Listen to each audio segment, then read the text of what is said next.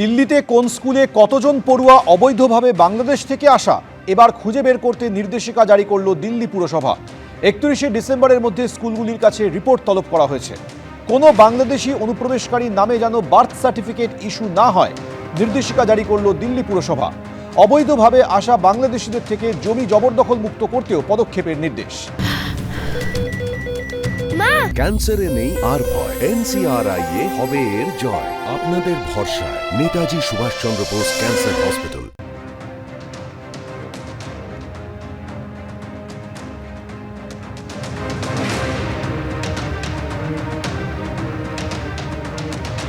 অবৈধ লোক ঢুকছে কি করে, সেটা পশ্চিমবঙ্গে ঢুকুক বা ত্রিপুরায় ঢুকুক, আগে বিজেপির নেতারা এই কৈফিয়তটা দিন যে বিএসএফ থাকাকালীন ঢুকছে কি করে।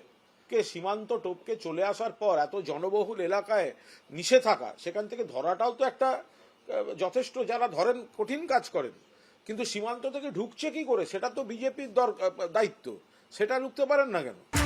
ভারতের বিরুদ্ধে লাগাতার যুদ্ধজিগিরের মধ্যেই প্রবল চাপে বাংলাদেশ। ক্রমশ বাংলাদেশ সীমান্তের দিকে এগোচ্ছে মায়ানমারের বিদ্রোহী গোষ্ঠী আরাকান আর্মি। এবার মায়ানমারের রাখাইন প্রদেশে সেনা দফতর দখলের দাবি করল আরাকান আর্মি। রয়টার্স সূত্রে এই খবর।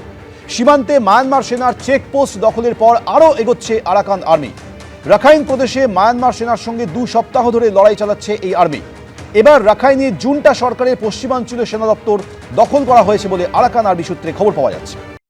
ওইটা ওয়ারি না যে আজকে বাংলাদেশ পাকিস্তানের সাথে বন্ধুত্ব করছে, তারা নিজেরা অন্ধকার দিকে চলে যাচ্ছে। পাকিস্তানের লোকাল স্ট্যান্ডে কি একটা দেশ হিসাবে যেখানে যায় ধার করে জীবন কাটায়, দেশে কিছু নেই, মহামারীর মতো অবস্থায় দাঁড়িয়ে আছে দেশ, এবং একটা আর্মি একটা দেশকে চালাচ্ছে। ফলে পাকিস্তানের ব্যাপারটাতে আমি চিন্তিত না। বাংলাদেশ করুক, তারা তাদের নিজেদের বিপদ ডেকে আনছে।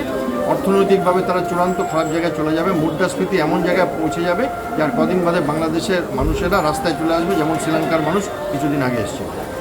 ক্রমশ যত দিন বাড়ছে বাংলাদেশের অবস্থা আরো খারাপ হচ্ছে। ওরা এইসব যে প্রপাগান্ডা দিচ্ছে, এটা ইন্ডিয়ার জন্য নয়, ইন্ডিয়াকে ভয় দেখাবার জন্য নয়। এইসব প্রপাগান্ডা বলছে যে আমরা কাশ্মীরকে দখল করে নেব, আমরা নর্থ ইস্টার্নের 7 সিস্টার্স স্টেটসকে স্বাধীন করে দেব। এটা ইন্ডিয়ারকে ভয় দেখাবার জন্য নয়, এটা বাংলাদেশের যে গরিব নাগরিক আছে তাদেরকে ইমপ্রেস করার জন্য ওরা এইসব প্রপাগান্ডা করছে। বাংলাদেশে ফের হিন্দু হত্যা, নাটোরে পুরোহিত খুন, ময়মনসিংহে মন্দিরে তাণ্ডব। ভারত বিদ্বেষের মধ্যেই পাকিস্তানের আরও কাছাকাছি বাংলাদেশ। ফের করাচি থেকে চট্টগ্রামে এলো জাহাজ। পাকিস্তান থেকে আসা জাহাজে কোনো তল্লাশি না করার নির্দেশ ইউনিস প্রশাসনের। পণ্যের আড়ালে জঙ্গিদের অস্ত্র সরবরাহ করা হচ্ছে না তো? পাক মদতেই কি চিকেন স্নেকে হামলার ছক? পাকিস্তানের হ্যান্ডলারদের সঙ্গে যোগাযোগ ছিল আনসারুল্লাহ বাংলার ধৃত 8 সদস্যের। বাংলাদেশে প্রশিক্ষণ নিয়েছিল মুর্শিদাবাদের ধৃত 2 জঙ্গির মধ্যে একজন। সব মিলিয়ে এত আস্ফালন কোথা থেকে পাচ্ছে বাংলাদেশ? ত্রাসের দেশ বাংলাদেশে এবার মন্দিরের মধ্যেই খুন হয়ে গেলেন পুরোহিত। বেছে বেছে হিন্দুদের খুন করা হচ্ছে, অত্যাচার করা হচ্ছে। মন্দিরের উপর হামলার পর এবার পুরোহিত খুন। নাটোরের কাশিমপুর শ্মশানকালী মন্দিরের সেবায়েতকে খুন করে দেওয়া হলো।